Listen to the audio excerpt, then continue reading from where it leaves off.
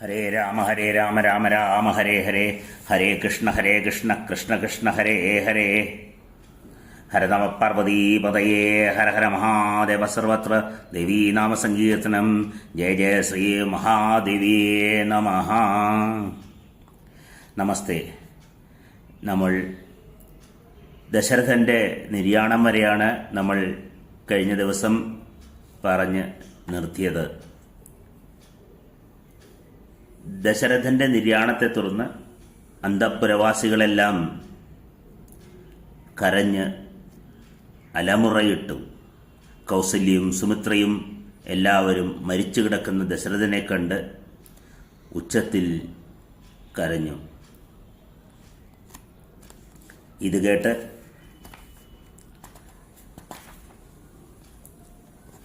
അവിടെ വസിഷ്ഠാദി മുനീന്ദ്രന്മാർ എത്തിച്ചേർന്നു. പെട്ടെന്ന് അരാജകത്വം അയോധ്യയെ ബാധിച്ചു.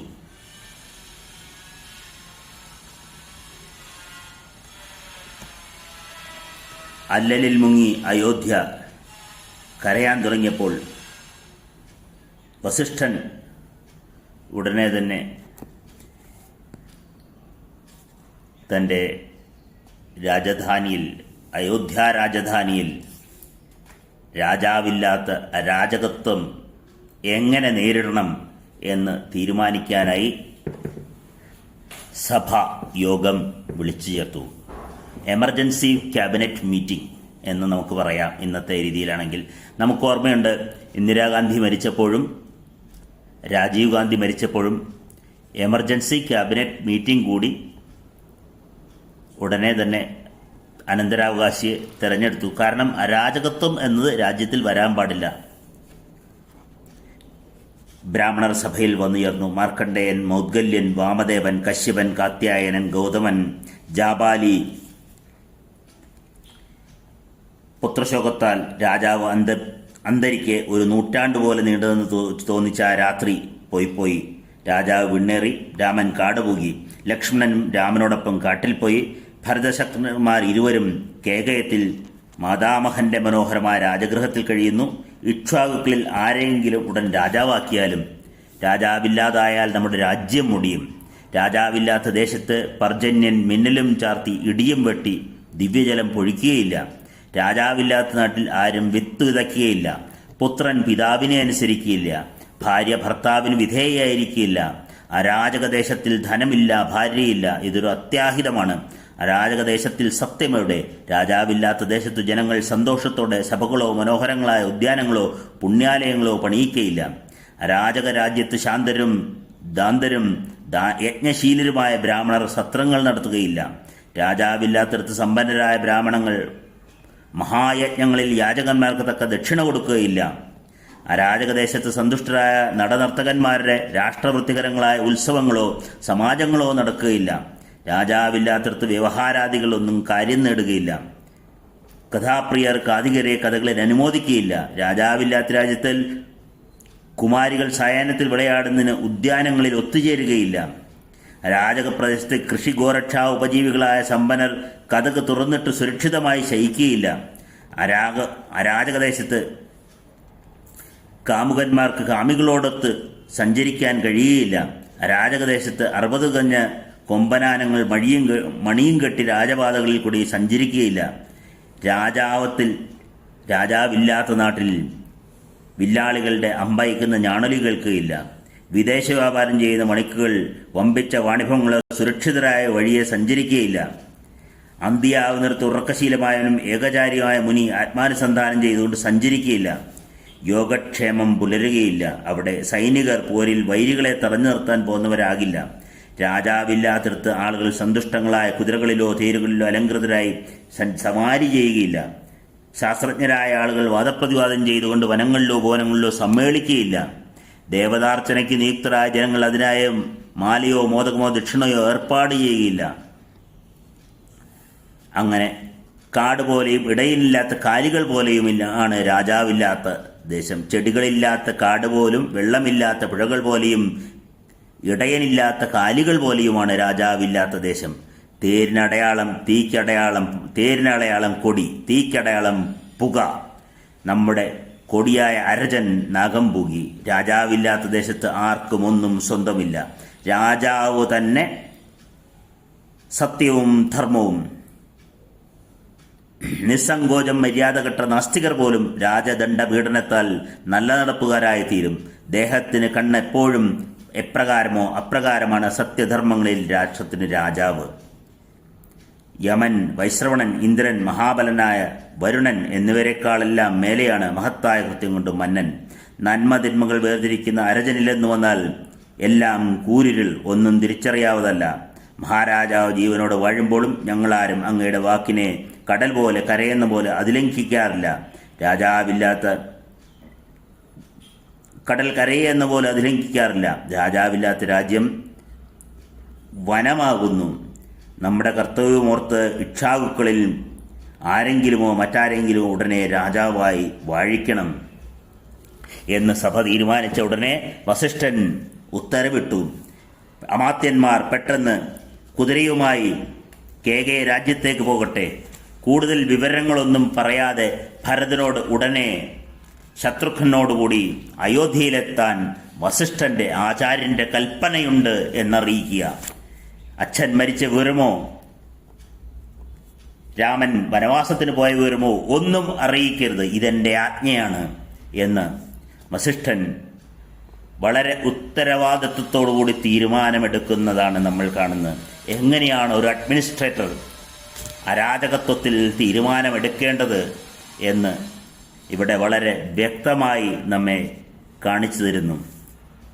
അതേസമയം പിന്നീട് ഭരതന്റെ ദുസ്വപ്നത്തെക്കുറിച്ചാണ് പറയുന്നത്. ഇന്നും ശാസ്ത്രത്തിന് തെളിയിക്കപ്പെടാൻ കഴിയാത്ത ഒന്നാണ് ടെലിപ്പതി എന്ന്. ഒരാളുടെ വിവരങ്ങൾ ദൂരെയിരിക്കുന്ന മറ്റൊരാൾക്ക് സന്ദേശമായി എത്തുക എന്നത്. നമ്മുടെ റേഡിയോ, ടെലിഗ്രാഫി സന്ദേശങ്ങളൊക്കെ അങ്ങനെയാണ് എത്തുന്നത്. എന്നാൽ പണ്ട് കാലത്തും മനസ്സുമായി വ്യവഹരിച്ചിരുന്നു, സന്ദേശങ്ങൾ കൈമാറിയിരുന്നു എന്ന് ഒരു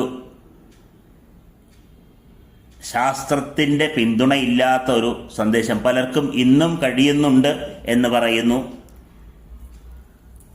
അതിന് ശാസ്ത്ര പിന്തുണ ഇല്ല എന്നാലും പലർക്കും കഴിയുന്ന കാര്യമാണെന്നും പലർക്കും അങ്ങനെയൊരു അനുഭവം കിട്ടാറുണ്ടെന്നും പലരും പറഞ്ഞറിയുന്നുണ്ട്.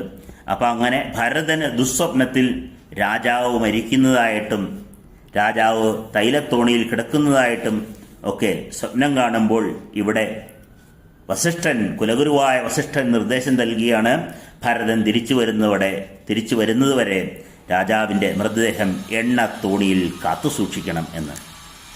7 ദിവസം കൊണ്ട് ഭരതൻ അവിടെ നിന്നും കേകയ രാജ്യത്തു നിന്നും, നേപ്പാളിലാണ് കേകയ രാജ്യം, അവിടെ നിന്ന് തിരിച്ച് എത്തി. വളരെ മനോഹരമായി അവിടെ നിന്നുള്ള യാത്ര വിവരിക്കുന്നുണ്ട്. അദ്ദേഹത്തിൻ്റെ പ്രകൃതി സൗന്ദര്യ വർണ്ണന, വാൽമീകി മഹർഷിയുടെ പ്രകൃതി സൗന്ദര്യ വർണ്ണന വളരെ മനോഹരമായി കാണാം. ഇവിടെ വീതിയേറിയ ഖ്ലാദിനി നദിയും പടിഞ്ഞാട്ടൊഴുകുന്ന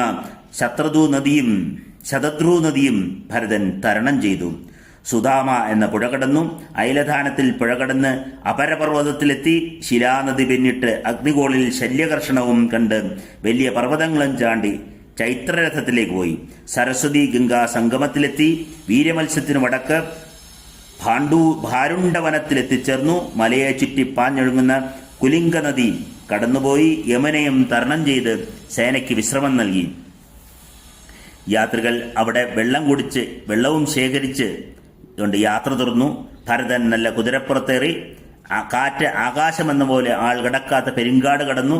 കടക്കാൻ വിഷമമായ ഗംഗയെ അംശുധാനത്തിൽ കണ്ട് പ്രാഗ്വടം എന്ന പ്രസിദ്ധമായ പട്ടണത്തിലെത്തി. പ്രാഗ്വടത്തിൽ ഗംഗ കടന്ന് കുടികകോഷ്ടികയിലെത്തി. സേനയോടെ അതും കടന്ന് ധർമ്മവർദ്ധനത്തിലെത്തിച്ചേർന്നു. തോരണത്തിന്റെ തെക്കുവശത്തൂടെ ജംബുപ്രസ്ഥം പ്രാപിച്ചു. വരൂഥം എന്ന മനോഹരമായ ഗ്രാമത്തിലും ഭരതനെത്തി. അവിടെ ആ സുന്ദരമായ വനത്തിൽ തങ്ങി കിഴക്കോട്ട് പോയി ചെമ്പരത്തി ചെടികളുള്ള ഉജ്ജിഹാനം എന്ന ഉദ്യാനത്തിൽ ചെന്നു ചേർന്നു. ചെമ്പരത്തികളും കണ്ട് ഭരതൻ സേനയെ സമ്മതിപ്പിച്ച് വേഗമേറിയ കുതിരകളെ പൂട്ടി പാഞ്ഞുപോയി. സർവതീർത്ഥത്തിൽ പാർത്ത് ഉത്താനിക പുഴ കടന്നു. പർവ്വതങ്ങളിൽ പരിച്ച കുതിരകൾ പലകളും പുഴകളും തരണം ചെയ്തു. ഹസ്തിപൃഷ്ഠകവും പിന്നിട്ട് കുടികാ നദിയും കടന്നു. ലൗഹിത്യമെന്ന സ്ഥാനത്ത് കപീവതി നദിക്കരയിലെത്തി. ഏകസാലത്തിൽ സ്ഥാണുമതിയും വിനതത്തിൽ ഗോമതിയും കടന്ന് കലിംഗ നഗരത്തിൽ സാലവനത്തിലെത്തി. തളർന്ന കുതിരയിൽ ഭരതൻ നിർത്താതെ പാഞ്ഞു. രാത്രിയിൽ കാട് കടന്ന് കലിംഗത്തിൽ നിന്നും മനുരാജൻ നിർമ്മിച്ച അയോധ്യ നഗരത്തിലെത്തി. എത്ര മനോഹരമായിട്ടാണ് നേപ്പാളിൽ നിന്നും ഭാരതത്തിലെ ഉത്തരപ്രദേശത്തിലേക്കുള്ള യാത്ര വിവരിക്കുന്നത്, അയോധ്യയിലേക്കുള്ള യാത്ര. അങ്ങനെ അയോധ്യയിലെത്തിയ ഭരതൻ കാണുന്നു വിഷാദത്തിൽ മുങ്ങി ഈ അയോധ്യ നഗരി. എന്തൊക്കെയോ പാപകർമ്മങ്ങൾ നടന്നതായിട്ടുള്ള ചിന്ത ഭരതനെ വേട്ടയാടി. വീടുകളിൽ അലങ്കാരങ്ങളില്ല, മുറ്റമടിച്ചിട്ടില്ല, ദേവാലയങ്ങൾ ശൂന്യങ്ങൾ, പുരുഷന്മാരുടെയും ഉച്ചത്തിലുള്ള ശബ്ദം കേൾക്കുന്നില്ല, പെരുവഴികളും വീടുകളും പാതകളും ശൂന്യങ്ങൾ, പടികളൊക്കെ പൊടിയിൽ മുങ്ങിക്കിടക്കുന്നു. അതുകണ്ട് ഭരതൻ തീവ്ര ദുഃഖത്തിലാണ്ടു. പണ്ടെങ്ങും ആ പുരത്തിൽ ഉണ്ടായിട്ടില്ലാത്ത അപ്രിയ ദർശനങ്ങൾ കണ്ട് മനം തകർന്ന് പിതൃഗൃഹത്തിൽ പ്രവേശിക്കുകയാണ് ഭരതൻ. അവിടെ പിതാവിനെ കാണാഞ്ഞ് മാതൃഗൃഹത്തിലെത്തി. പ്രവേശപ്പോഴേ ഭരതൻ മനസ്സിലാക്കി അത് ശ്രീശൂന്യമാണ്. ഭരതൻ കൈകേയിയുടെ ശുഭചരണങ്ങൾ ഗ്രഹിച്ചു. മകനെ കെട്ടിപ്പിടിച്ച് അമ്മ പ്രിയ വാർത്തകൾ ചോദിക്കെ ഭരതൻ എല്ലാം പറഞ്ഞു. അമ്മ അതൊന്നും പുറപ്പെട്ടിട്ട് ഇന്ന് 7-ാം ദിവസമാണ്. അമ്മയുടെ അച്ഛനും എൻ്റെ അമ്മാവനും കുശലം തന്നെ. രാജാവ് തന്നയച്ച ധനരത്നങ്ങൾ കൊണ്ട് വഴിക്ക് തളർച്ച വന്നു. അതിനാൽ ഞാൻ മുമ്പേ പോന്നു. ഞാൻ ചോദിക്കുന്നതിന് അമ്മ മറുപടി പറയണം. അമ്മയുടെ പൊൻകട്ടിൽ ശൂന്യമായി കാണപ്പെടുന്നു. ഇക്ഷാകുലത്തിന് സന്തോഷമില്ലെന്ന് തോന്നുന്നു. അച്ഛനെ മിക്കപ്പോഴും അമ്മയുടെ ഭവനത്തിലാണ് ഞാൻ കാണാറുണ്ട്. അദ്ദേഹത്തെ കാണുന്നില്ല. പിതൃപാദം വണങ്ങണം. അദ്ദേഹം എവിടെയാണ്? ജ്യേഷ്ഠമാതാവായ കൗസല്യാദേവിയുടെ കൊട്ടാരത്തിലാണോ? രാജ്യലോകത്തിൽ മോഹിതനായ അവൾ ഒന്നുമറിയാത്ത മകനോട് പ്രിയമെന്ന് കരുതി ഭയങ്കരമായ അപ്രിയമറിയിച്ചു. സർവ്വജീവികളുടെയും ഗതിയെന്തോ ആ ഗതി നിന്റെ അച്ഛൻ പ്രാപിച്ചു. മഹാത്മാവും തേജസ്വിയും യാചകനും സജ്ജന ശരണ്യനുമായ രാജാവ് ആ ഗതിയെ പ്രാപിച്ചു എന്ന് കേട്ടപ്പോൾ നൊന്തുകൊണ്ട് ഭരതൻ വിലപിച്ചു. പണ്ടച്ഛൻ്റെ ഈ പര്യങ്കം ശരത്കാല രാത്രിയിൽ ശശിയാൽ വിണ്ടലമെന്ന പോലെ ശോഭിച്ചിരുന്നു. ആ മഹാത്മാവിൻ്റെ അഭാവം കൊണ്ട് അതിന്ന് ചന്ദ്രനില്ലാത്ത ആകാശം പോലെയും വറ്റിവരണ്ട കടൽ പോലെയും ഗതശോഭമായിരിക്കുന്നു.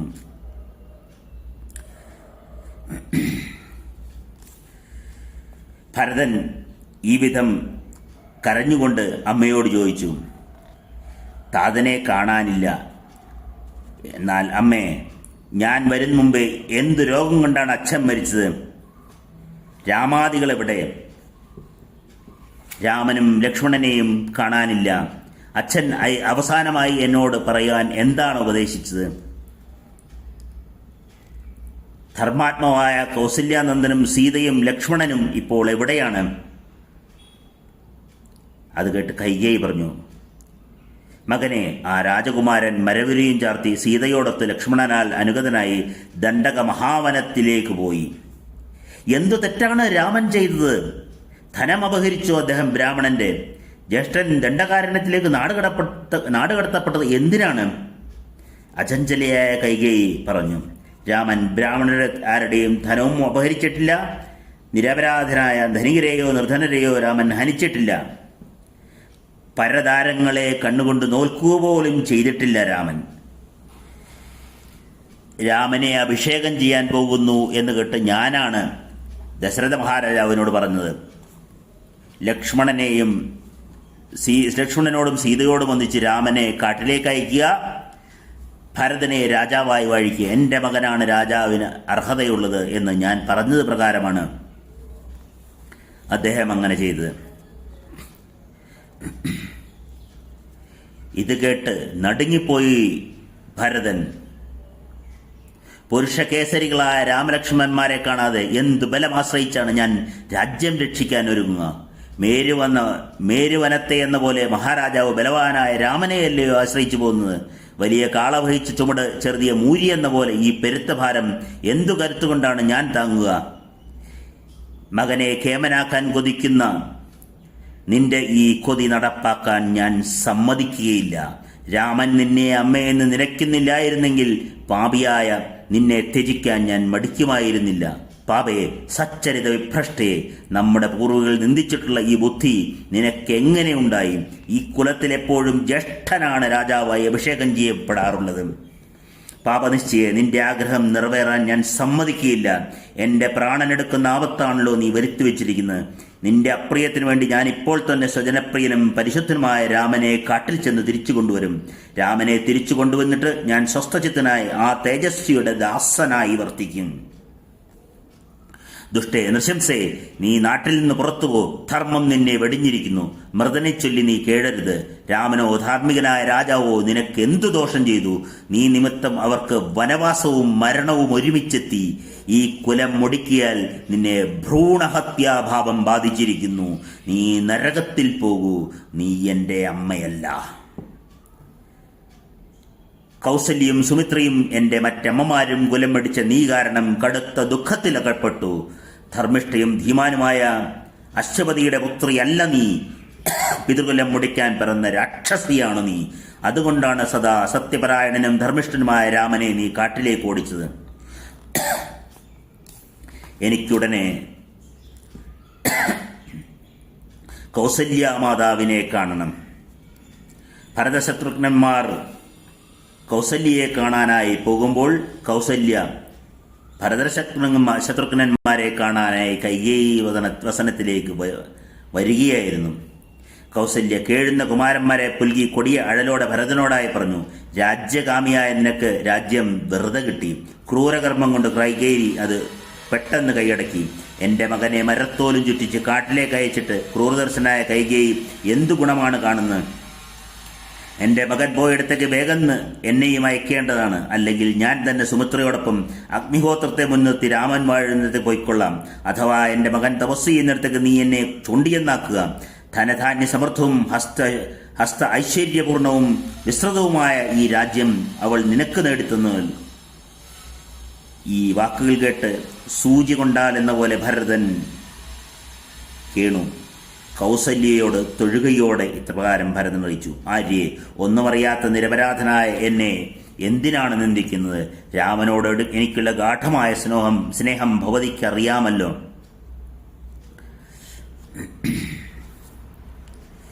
രാമനെ ആരാണോ കാട്ടിലേക്ക് അയച്ചത്, ഭൃത്യനെ വെടിഞ്ഞാലുള്ള പാപം അവനെ ബാധിക്കട്ടെ. ആര്യനെ ഓടിച്ചവന് അരക്ക്, മദ്യം, മാംസം, ലോഹം, വിഷം എന്നിവയാൽ സദാ കുടുംബം പാലിക്കാൻ ഇടവയാകട്ടെ. ആര്യനെ ഓടിച്ചവൻ പ്രതിപക്ഷ ഭയങ്കരനായ പോർനിറക്കെ ഓടിപ്പോകുന്നതിനെ കൊല്ലുമാറാകട്ടെ. ആര്യനെ അയച്ചവന് മരത്തോലുമെടുത്ത് ചിരട്ടയുമെടുത്ത് ഭിക്ഷുവിനെ പോലെ നടങ്ങും തെണ്ടി നടക്കാൻ ഇടയാകട്ടെ. എന്നിങ്ങനെ ഭരതൻ കരഞ്ഞുകൊണ്ടിരുന്നു.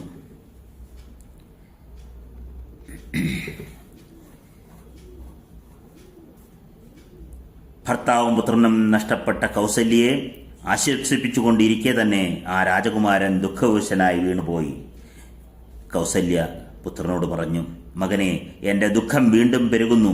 ശപഥങ്ങൾ കൊണ്ട് ആണയിടുന്ന നീ എൻ്റെ പ്രാണങ്ങളെ പീഡിപ്പിക്കുന്നു. വത്സ, ഭാഗ്യം കൊണ്ട് നിന്റെ സന്മനസ് ധർമ്മത്തിൽ നിന്ന് വ്യതിചലിച്ചിട്ടില്ല. സത്യപ്രജ്ഞനായ നീ സജ്ജനങ്ങളുടെ ലോകത്തെ പ്രാപിക്കും. ഇപ്രകാരം ശോകസന്തപ്തനായ ഭരതനോട് വസിഷ്ഠ മഹർഷി പറഞ്ഞു, രാജപുത്ര, നിനക്ക് ഭദ്രം. ദുഃഖിച്ചതു മതി. കീർത്തിമൻ, രാജാവിന് വേണ്ടതായ ഉത്തമമായ ശേഷക്രിയകൾ ചെയ്യുക. വസിഷ്ഠ വചനം കേട്ട് ധർമ്മജ്ഞനായ ഭരതൻ തൻ്റെ ഇടമാണ്ട് പ്രേതക്രിയകളെല്ലാം ചെയ്യിച്ചു.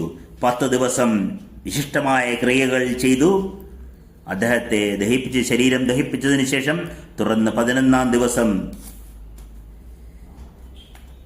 12-ാം നാൾ പുലപോക്കി 13-ാം നാൾ പുലർകാലത്ത് അദ്ദേഹത്തിനുള്ള സഞ്ചയന കൃത്യവും നടത്തി.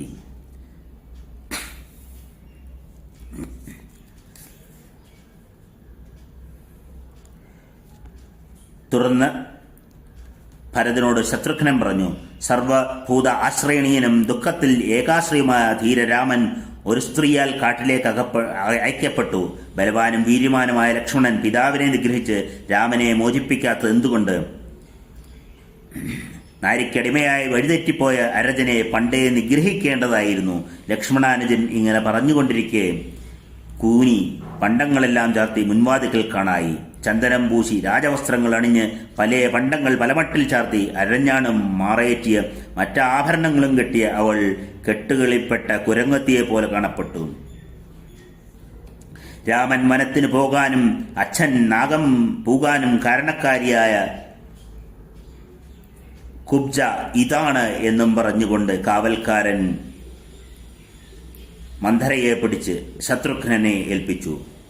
ദുഃഖമാണ്ട ശത്രുഘ്നൻ അന്തപുരചാരികളോട് ഏവരോടുമായി ഈ വിധം പറഞ്ഞു: എന്റെ ജ്യേഷ്ഠന്മാർക്കും അച്ഛനും കടുത്ത ദുഃഖം വരിച്ച ഈ ക്രൂരയായ സ്ത്രീ കർമ്മത്തിന്റെ ഫലം അനുഭവിക്കുക.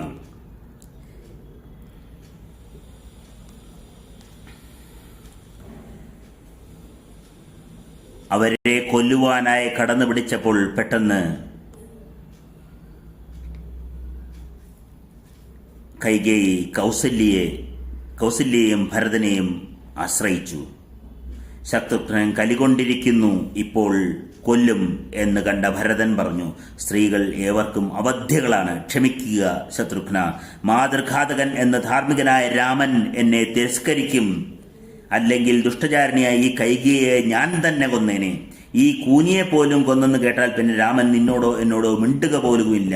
ഭരതവാക്യം കേട്ട് ശത്രുഘ്നൻ അടങ്ങി. ബോധം കെട്ട് അവളെ വിട്ടു.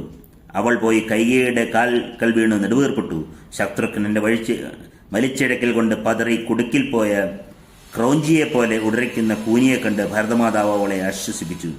പിന്നെ 14-ാം നാൾ പ്രഭാതത്തിൽ രാജകർത്താക്കൾ ഒത്തുചേർന്ന് ഭരതനോട് പറഞ്ഞു. എല്ലാ അഡ്മിനിസ്ട്രേറ്റീവ് ഓഫീസർമാരും ഒത്തുചേർന്നു ഭരതനെ വിളിച്ചു പറഞ്ഞു: ഇനി ഭരതൻ കുട്ടിയല്ല, ഭരതൻ എല്ലാ കുട്ടിത്വവും വിട്ട് രാജാവായി അഭിഷേകം ചെയ്ത് രാജ്യത്തെ സംരക്ഷിക്കുക, ഞങ്ങളെ സംരക്ഷിക്കുക.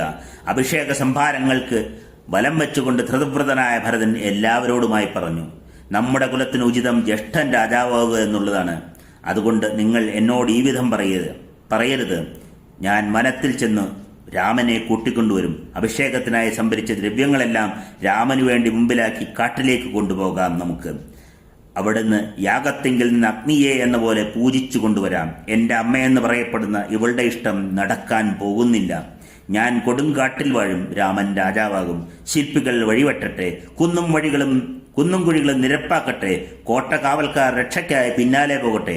രാമനെപ്പറ്റി ഇപ്രകാരം വിളങ്ങുന്ന ഉത്തമാവുകൾ പറയുന്ന ഭരതനോട് ഏവരും പറഞ്ഞു: ജ്യേഷ്ഠനായ രാമന് രാജ്യം നൽകാൻ ആഗ്രഹിക്കുന്ന അങ്ങയെ പത്മാലയ ദേവി കടാക്ഷിക്കുമാറാകട്ടെ.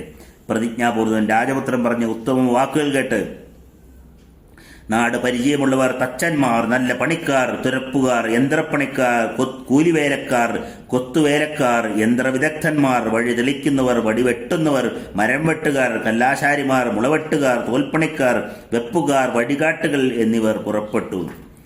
വലിയ ആൾക്കൂട്ടം പുറപ്പെട്ട് മനോഹരമായ താവളങ്ങൾ, വീഥികൾ എല്ലാം ഭരതന് പ്രിയപ്പെട്ട ഇടങ്ങളിൽ മനോഹരമായി അലങ്കരിച്ചൊരുക്കി. നാന്ദീമുഖരാത്രി അവസാനത്തിൽ വിദഗ്ധരായ സുഗതമാധകന്മാർ കീർത്തനങ്ങൾ കൊണ്ട് ഭരതനെ വാഴ്ത്തി. കനകക്കോലുകൊണ്ട് കൊട്ടുന്നതും യാമത്തെ കുറിക്കുന്നതുമായ പെരുമ്പറ മുഴങ്ങി. ഭരതനിങ്ങനെ മതികെട്ട് കേഴുന്നത് കണ്ട് ഞാനല്ല രാജാവ് എന്ന് പറഞ്ഞ് കേഴുന്നത് കണ്ട് വസിഷ്ഠൻ ശിഷ്യന്മാരോടൊപ്പം എത്തിച്ചേർന്നു. നല്ല വിരിപ്പ് വിരിച്ച കാഞ്ചനപീഠത്തിൽ സർവവേദജ്ഞനായ അദ്ദേഹം ഉപവേശിച്ച ശേഷം ദൂതന്മാരോട് അരുളി: ബ്രാഹ്മണരെയും ക്ഷത്രിയരെയും സേനാധിപരെയും അമാത്യരെയും പൗരമുഖ്യരെയും വേഗം വരുത്തുക. അടിയന്തരമായി ചെയ്യേണ്ട കാര്യങ്ങളുണ്ട്.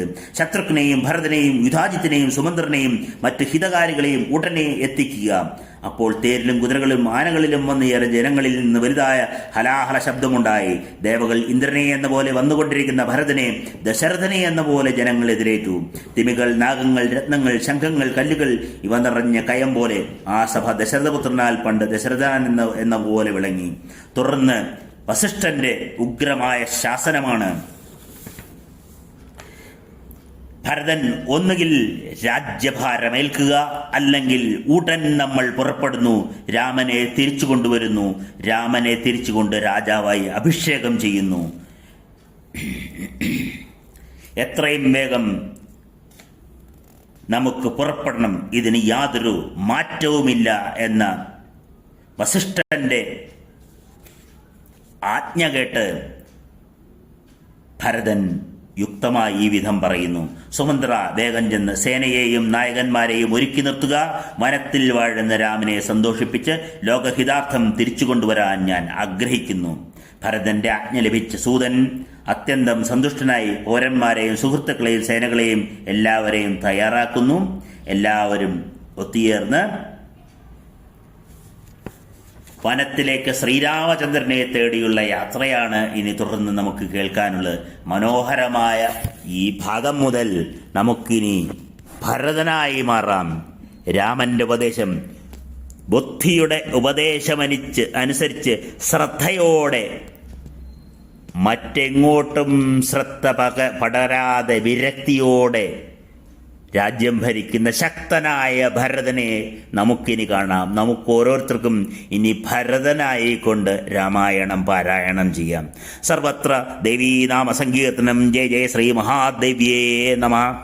ഹരേ രാമ രാമ രാമ ഹരേ ഹരേ, ഹരേ കൃഷ്ണ കൃഷ്ണ കൃഷ്ണ ഹരേ ഹരേ. ആദ്യം ദശരഥനായി നമ്മൾ രാമായണം വായിച്ചെങ്കിൽ ഇനി മുന്നോട്ടുള്ള ഭാഗങ്ങളിൽ നമുക്ക് ഭരതനായിക്കൊണ്ട് കേൾക്കാം. സർവത്ര ദേവീനാമ സങ്കീർത്തനം. ജയ ജയ ശ്രീ മഹാദേവിയേ നമ. തുടർന്നുള്ള ഭാഗങ്ങൾ ഭരതൻ്റെ വനയാത്രയും, വനയാത്രയെ തുടർന്ന് മനോഹരമായ കാഴ്ചകൾ കണ്ട് ഗുഹനെയുമെല്ലാം കണ്ട് ഭരദ്വാജ മുനിയെയും കണ്ട് രാമൻ്റെ മുന്നിൽ എത്തിച്ചേരുന്നും അവിടുന്ന് രാമനിൽ നിന്ന് മനോഹരമായ കച്ചിത് സർഗത്തിലൂടെ എങ്ങനെയാണ് രാജ്യം ഭരിക്കേണ്ടത് എന്ന ഉപദേശം സ്വീകരിച്ചുകൊണ്ട് ബുദ്ധി ശ്രദ്ധയോടെയും വിരക്തിയോടെയും കേൾക്കുന്ന ഭക്തന്, ആശ്രിതന് പറഞ്ഞു ബുദ്ധി ഉപദേശിച്ചു കൊടുക്കുന്നു. ബ്രഹ്മവിദ്യാജ്ഞാനം പകർന്നു നൽകുന്നു. ആ വിദ്യയെ മുൻനിർത്തി ശ്രീരാമചന്ദ്രൻ പറയുന്ന വാക്കുകളിലേക്ക് നമുക്ക് തുറന്ന് പ്രവേശിക്കാം. ഇപ്പോൾ നിർത്തി പിന്നീട് പ്രഭാഷണവും പാരായണവും തുടരുന്നതാണ് സർവത്ര